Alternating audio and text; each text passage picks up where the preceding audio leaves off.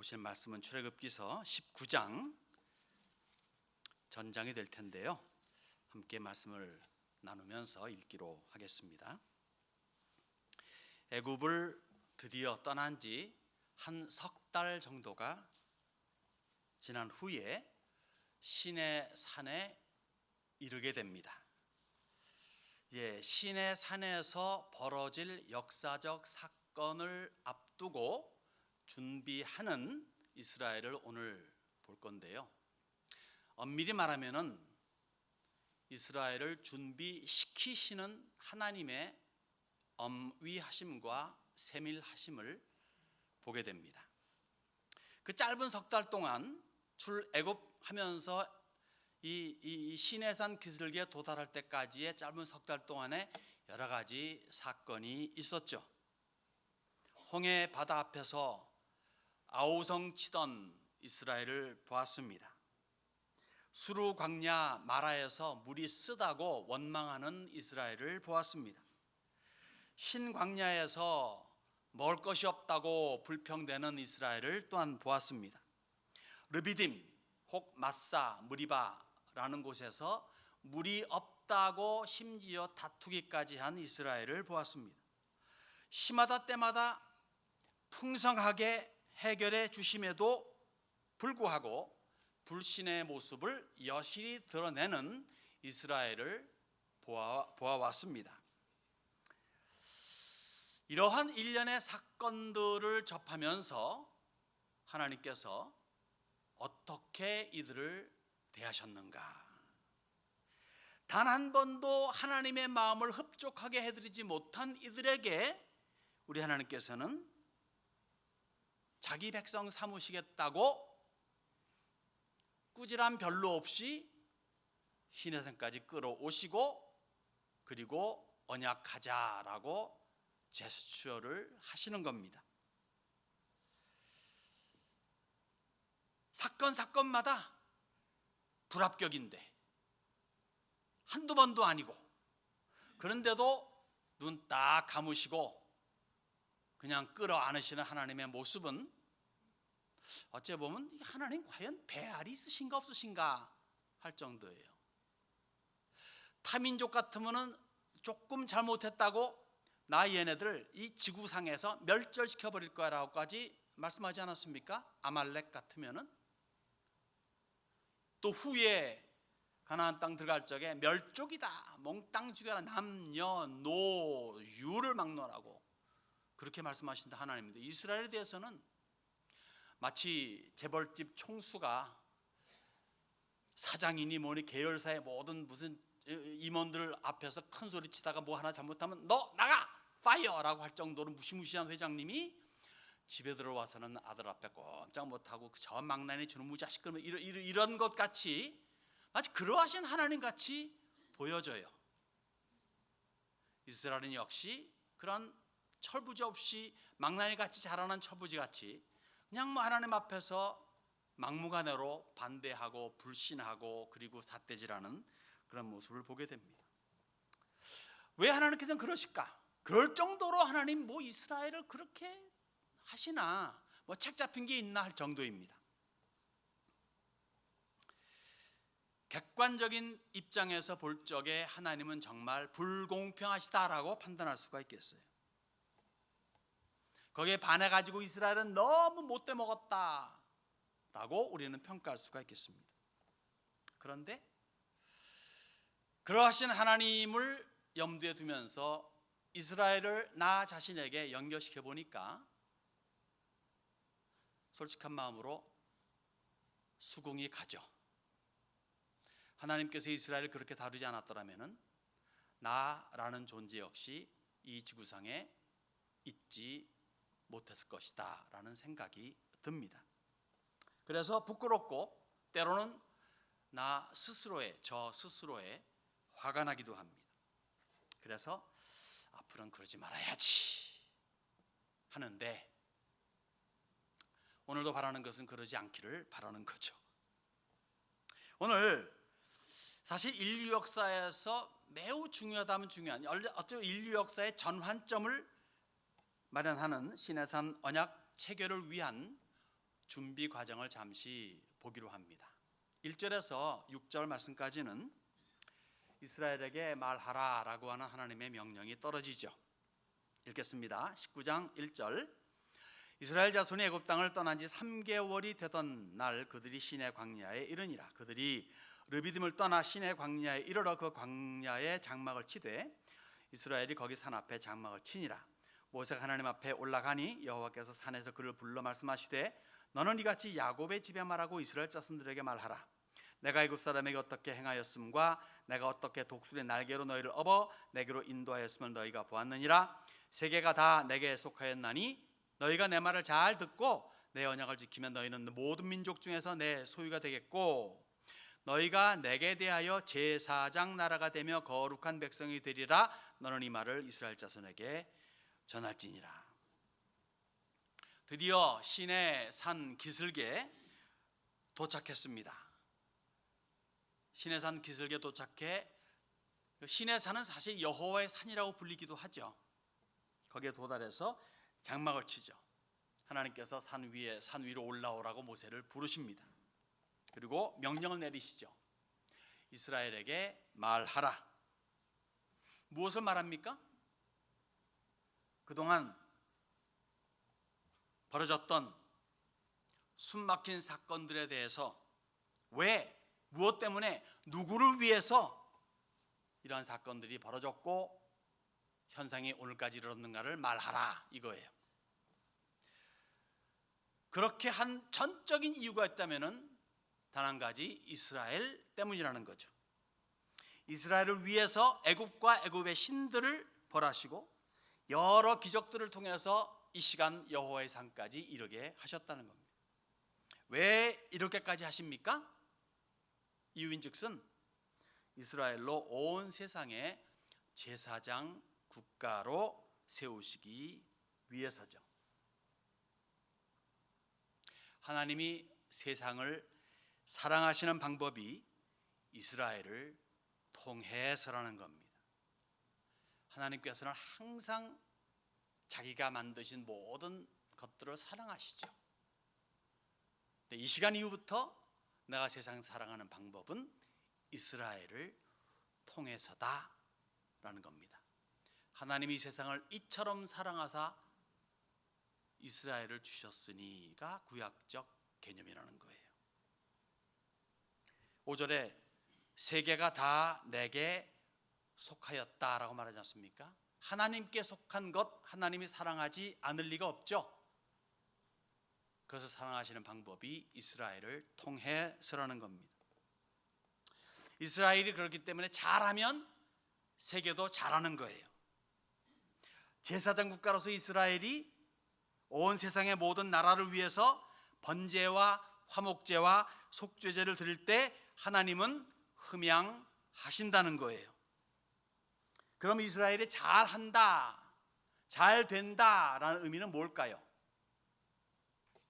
5절에는 말씀같이 내 말을 잘 듣고 내 언약을 잘 지키면 된다는 거죠. 내가 너에게 말할게, 그 말 듣고 그 말대로 해, 이거예요. 우리가 흔히 말하는 말씀 따라 살아가, 이거예요. 우리가 말씀을 만들어내는 것도 아니고 창조해내는 것도 아니고 쥐어짜가지고 사람들이 모아가지고 이렇게 뭔가를 탁 설정해 놓은 것도 아니고 그냥 주어진 것을 보고 듣고 그 다음에 그냥 하면 되는 거예요. 쉽지 않습니까? 모든 언약이 집대성된 아주 집약된 십계명, 이제 곧 주어질 십계명을 잘 준수하면 된다는 겁니다. 무슨 태평양을 수영해 가지고 가져와야 될 것도 아니고 히말라야 산맥에 에베레스트 산 꼭대기 올라가서 취해야 될 것도 아니고 마리아나 해안을 잠수해 가지고 따와야 될 것도 아니라는 겁니다. 내가 너한테 줄게, 말할게, 잘 들어, 그리고 그냥 해, 이겁니다. 아주 간단하죠. 오늘도 마찬가지예요. 득도하기 위해서 40일 동안 꼭 금식해야 될 필요는 없습니다. 하면 좋죠.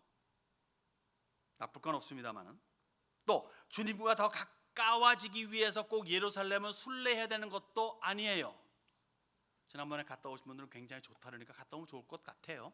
저도 갔다 왔습니다만은, 또 천당에 꼭 가기 위해서 교회를 와야 한다거나 11조를 해야 한다거나 심지어 선행을 해야 한다는 것 아니에요. 물론 이러한 것들은 구원받은 자의 삶의 모습이죠. 구원받은 자의 특징이라 말할 수 있지만, 구원받기 위해서 교회에 온다거나 위해서 11조 한다거나 위해서 선행을 한다는 것은 아니라는 겁니다. 언제 예수님과 함께 달렸던 십자가에 달렸던 강도가 그런 것 했기 때문에 주님과 더불어 낙원에 천당 갔습니까? 전혀 하지 않았지만 갔습니다. 그냥 예수님 믿으니까 간 거예요. 그게 구원의 유일한 조건입니다. 주 예수님의 주 되심과 구원자 되심을 인정하면, 받아들이면 되는 거예요. 그것은 구원입니다. 그리고 주어진 삶의 기간이 있죠. 주어진 삶의 여로가 있죠. 즉 그 기간 동안에, 그것이 강도같이 3시간이든 6시간이든 아니면 누구같이 50년이 평생이든, 그 기간 동안에 그 가는 길에서 성경 말씀에 준해서 살아가는 것이 마땅한 거예요. 그래서 가끔 제가 표현하지만은, 거지가 왕궁 들어가 가지고 거지처럼 살면 안 되잖아요. 왕궁 법도를 배워야 되잖아요. 왕자로서의 삶을 살아야 되잖아요. 그런 식으로 우리는 이제는 거지가 아니라 하나님의 아들, 왕자, 예수님의 신부가 되었기 때문에 그 법도를 배워야 되는 거죠. 그렇게 살아가야 되는 거죠. 그것이 말씀 따라 살아가는 것이라. 이것이 구원을 주는 게 아니라 구원받은 자로서 마땅히 살아야 될 모습이라는 겁니다. 그것을 현재 이스라엘에게 말하라, 오늘 우리에게 주시는 말씀이죠. 그러면서 7절로 15절을 보게 되면 이스라엘이 그렇게 하겠습니다 라고 그렇게 화답하는 장면을 보게 됩니다. 자, 7절에서 15절 읽겠습니다. 모세가 내려와서 백성의 장로들을 불러 여호와께서 자기에게 명령하신 그 모든 말씀을 그들 앞에 진술하니, 백성이 일제히 응답하여 이르되 여호와께서 명령하신 대로 우리가 다 행하리이다. 모세가 백성의 말을 여호와께 전하매 여호와께서 모세에게 이르시되, 내가 빽빽한 구름 가운데서 네게 임함은 내가 너와 말하는 것을 백성들이 듣게 하며 또한 너를 영영히 믿게 하려 함이니라. 모세가 백성의 말을 여호와께 가르쳤으므로 여호와께서 모세에게 이르시되, 너는 백성에게로 가서 오늘과 내일 그들을 선결하게 하며 그들에게 옷을 빨게 하고 준비하게 하여 셋째 날을 기다리게 하라. 이는 셋째 날에 나 여호와가 온 백성의 목전에서 시내산에 강림할 것임이니, 너는 백성을 위하여 주위의 경계를 정하고 이르기를, 너희는 삼가 산에 오르거나 그 경계를 침범하지 말지니 산을 침범하는 자는 반드시 죽임을 당할 것이라. 그런 자에게는 손을 대지 말고 돌로 쳐 죽이거나 화살로 쏘아 죽여야 하리니 짐승이나 사람을 막론하고 살아남지 못하리라 하고 나팔을 길게 불거든 산 앞에 이를 것이니라 하라. 모세가 산에서 내려와 백성에게 이르러 백성을 선결하게 하니 그들이 자기 옷을 빨더라. 모세가 백성에게 이르되, 준비하여 셋째 날을 기다리고 여인을 가까이 하지 말라 하니라. 이스라엘 백성들이 이제 어그리하는, 동의하는 장면이 나오죠. 사실 얼마나 말이 쉽습니까? 그렇게 할게요 라고 말합니다. 모세 그 말 듣고 난 다음에 좀 신나서 여호와께 아뢰죠. 그러자 하나님께서는 이스라엘로, 그래, 자 그럼 너희를 나를 만날 것이니 너희 스스로 성결케 하라. 3일의 기회를 주겠다. 3일째에 나랑 만나자꾸나. 그리고는 강림하실 때에 아무나 여호와 앞에 가까이 나오지 못하게 합니다. 모세와 아론뿐이에요. 물론 나중에 24장을 보게 되면은 나답과 아비후와 그다음에 70 장로가 포함됩니다만은 이 순간에만큼은 모세와 아론만 허락. 여러분 나중에 나답과 아비후가 다른 불을 들어서 죽지 않습니까? 좀 술 먹고 취한 다음에 잘못해가지고 즉사하게 되는데 사실 아론의 네 아들 중에 나답과 아비후만 시내산에 올라가 여호와 하나님을 뵐 수가 있었어요. 그런 특권 중에 특권을 받은 이 작자들이 제대로 하지 못하고 하나님 앞에 잘못된 제사를 드림으로 말미암아 즉사하게 되는 결론을 맺게 된 거죠. 그리고 올라가지도 못한 셋째 아들과 넷째 아들이 이제 아버지의 뒤를 이어서 제사적 역할을 하는 것을 나중에 보게 됩니다. 아무튼 간에 사실요, 누가 이런 막강하신 하나님께서 자 이제 너랑 나랑 언약 체결하자, 나는 너희의 하나님, 너희는 나의 백성이라고 할 적에 누가 노하겠습니까? 천하의 패권 국가를 순식간에 초토화시켰습니다. 홍해를 갈랐습니다. 매일 만나를 주십니다. 반석에서 생수를 주십니다. 그리고 가나안 땅을 거저주겠다고 하시는데 누가 아니요 하겠습니까? 사실 그렇게 하겠습니다 라고 신나게 말한 이스라엘의 속마음을 누구보다도 잘 아시는 분은 하나님이시죠. 여러분들 말뿐이야 아세요.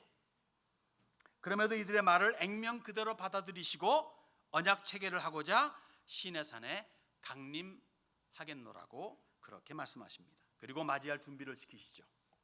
성결이다, 거룩함이다. 레위기서에 이런 말 있죠. 내가 거룩하니 너희도 거룩할지어다.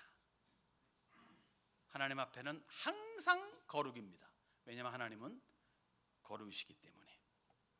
거룩함, 이스라엘만이 아니에요. 오늘날 교회도 마찬가지입니다. 거룩함이 없는 교회를 교회라고 말할 수 있을까요? 거룩함을 모르는 성도를 두고 성도라 말할 수가 있을까요? 성자라는 단어가 거룩할 성자 아니겠습니까? 성도라 말할 수 없겠죠. 물론 거룩함이 결여될 수는, 부족할 수는 있어요.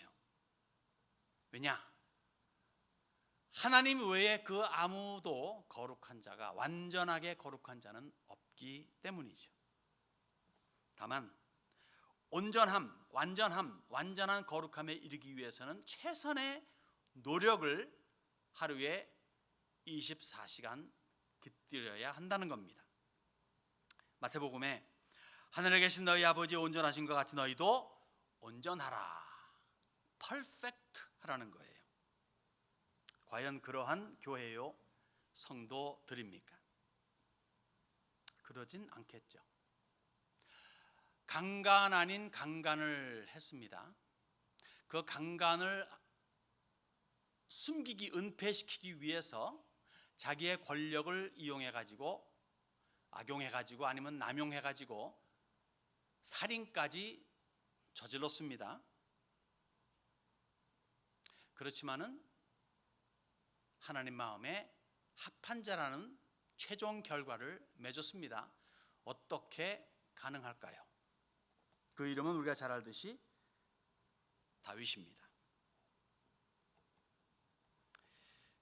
비록 잘못과 허물이라 할지라도 구약 율법에 의하면 돌에 맞아 죽을 만한 그러한 죄를 저질렀다 할지라도 자기의 잘못과 허물을 깨닫고 하나님 앞에서 좌절이나 포기나 숨기거나 타협하지 아니하고 모든 영광이나 체면이나 명예를 내려놓고 수치를 감수하면서까지 하나님 앞에 통회자복했기 때문에 그 결과로 하나님께서 그를 죽이신 것이 아니라 마음의 합한 자로 받아들이신 겁니다. 그러기에 우리 모두에게는 하나님 마음의 합한 자가 될 수 있는 그러한 기회가 언제든지 주어져 있는 거죠. 우리가 죄를 짓습니다. 왜 죄를 짓습니까? 약해서? 유혹이 많아서? 아니에요. 죄인이기 때문에 죄 짓는 거예요. 애초부터 죄인이잖아요. 왜 죄인입니까? 죄를 져서. 회개하죠. 그러나 기본이 죄인이라서 하나님의 은혜가 아니면 또 죄를 짓죠.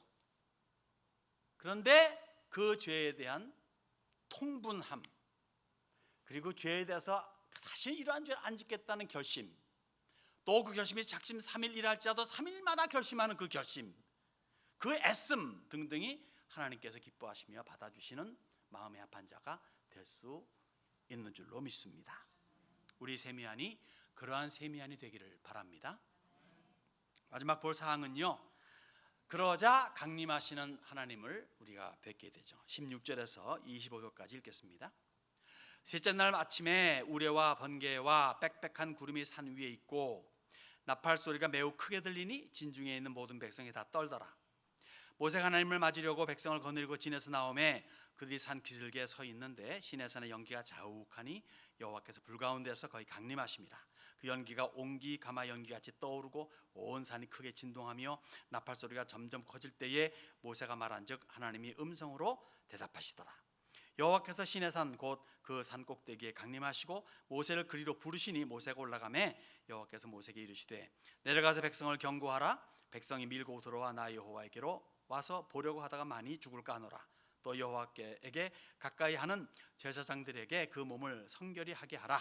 나 여호와가 그들을 칠까 하노라. 모세가 여호와께 아뢰되 주께서 우리에게 명령하여 이르시기를 산 주위에 경계를 세워 산을 거룩하게 하라 하셨사온즉 백성이 시내산에 오르지 못하리이다. 여호와께서 그에게 이르시되 가라. 너는 내려가서 아론과 함께 올라오고 제사장들과 백성에게는 경계를 넘어 나 여호와에게로 올라오지 못하게 하라. 내가 그들을 칠까 하노라. 모세가 백성에게 내려가서 그들에게 알리니라. 여기 시내산에 강림하시는 여호와 하나님의 모습이 어떤 모습입니까? 실제로 보시는 주보 맨 앞에 그 사진 하나 보냈는데 좀 너무 밝게 나왔죠. 가만히 읽어보면요, 컴컴한, 생각해 보십시오. 아무리 대낮이라 하더라도 그냥 먹구름 몰려오고 그냥 번개 천둥 치고 그냥 시꺼먼 거기에 그냥 안개가 자욱하게 끼어 있다면 어떤 음산한 모습 아니겠습니까? 거기에서 엄청난 나팔 소리가 들려옵니다.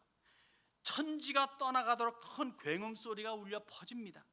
큰 지진이만 같이 온 산이 크게 흔들립니다. 진동합니다. 그리고는 시뻘건 불 가운데서 여호와께서 강림하시는 그러한 모습이 보여집니다.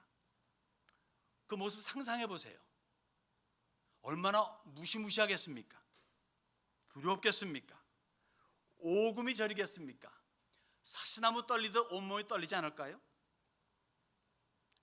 그거랑 똑같은 건 아니지만 여러분 그 Lord of the Ring, 반지의 제왕 그 3편 맨 끝에 보면 그 못된 놈 타워가 무너지는 모습 있지 않습니까? 거기는 항상 번개치고 그냥 시꺼멓고 그렇잖아요. 오히려 그 모습을 상상하는 게 나을 것 같아요. 그렇게 어마무시한 그러한 모습으로 하나님께서 강림하시는 거예요.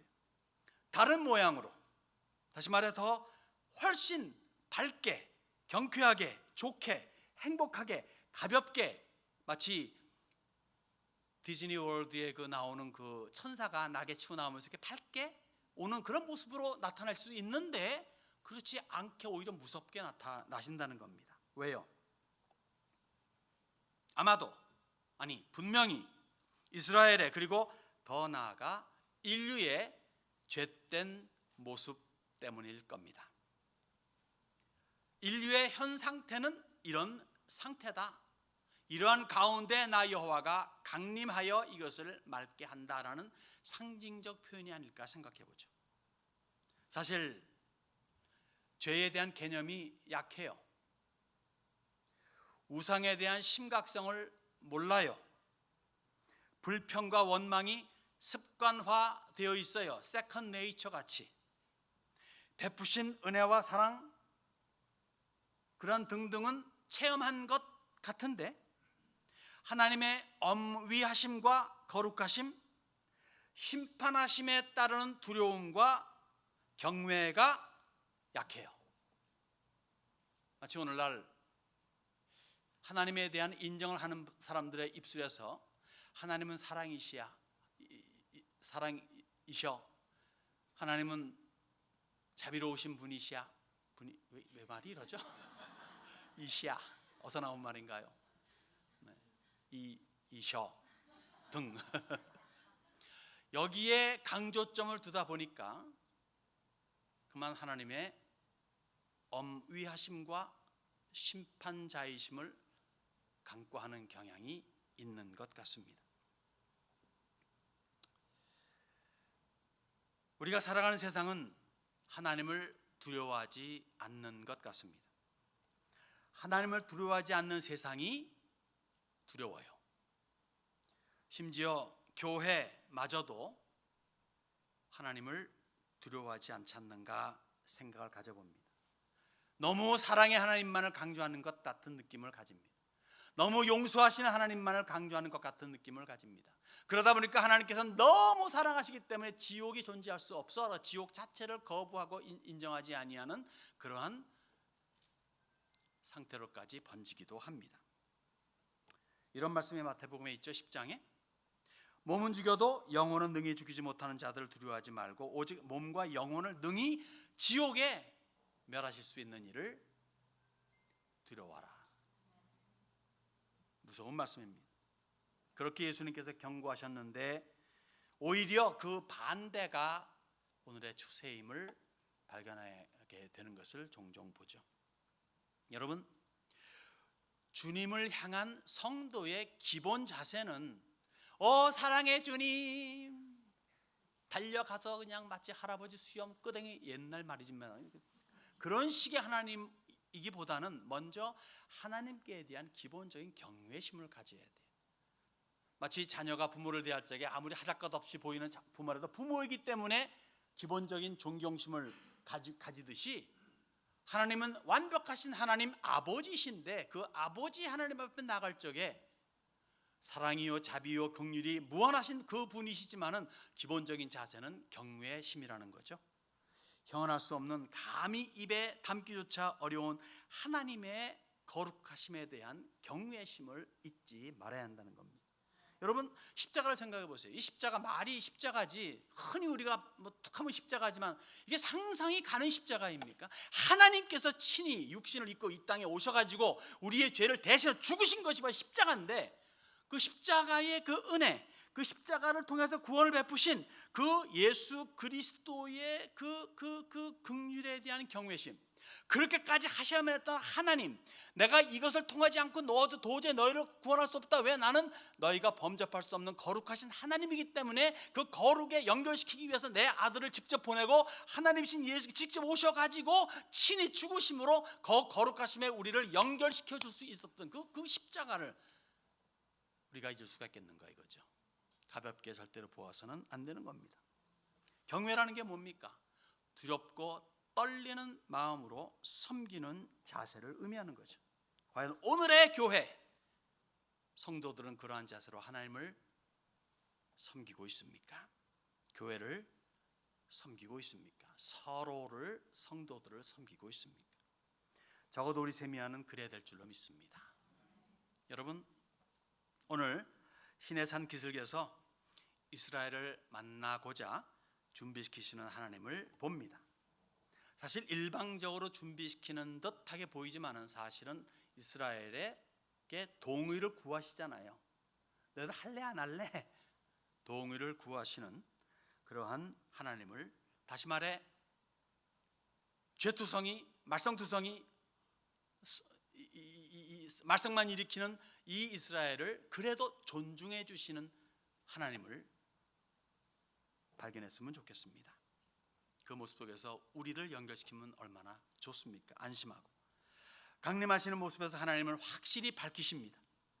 나는 거룩한, 어미한, 가까이 할 수 없는 경외의 대상이다. 천둥, 번개, 지진 및 큰 나팔 소리와 함께 불 가운데 임하심으로 이스라엘의 눈에 나는 어떠한 하나님임을 각인시켜 주십니다. 사실 솔로몬이 성전 낙성식 할 때 하던 기도가 있지 않습니까? 그 기도 내용 중에 이런 부분이 있어요. 여호와께서 캄캄한 데 계시겠다 말씀하셨사오나. 캄캄한 데 계시는 하나님. 여러분, 하나님은 빛도 지으시고 흑암도 지으셨어요. 하나님께서 만드신 모든 것은 원래가 다 좋은 거예요. 어둠도 좋은 거고. 사실 여러분 보세요. 성전이 있죠. 성소가 있죠. 지성소가 있죠. 지성소는요, 빛이 단 1%도 들어오지 아니하는 깜깜한 곳입니다. 거기에 뭐가 있습니까? 하나님께서 임재하시는 언약궤 위에 뚜껑 덮는 시은좌 혹 속죄소가 있죠. 거기에서 하나님께 임하신다 그랬어요. 깜깜한 곳입니다. 어두운 데 계시는 하나님이세요. 그렇게 시작하십니다.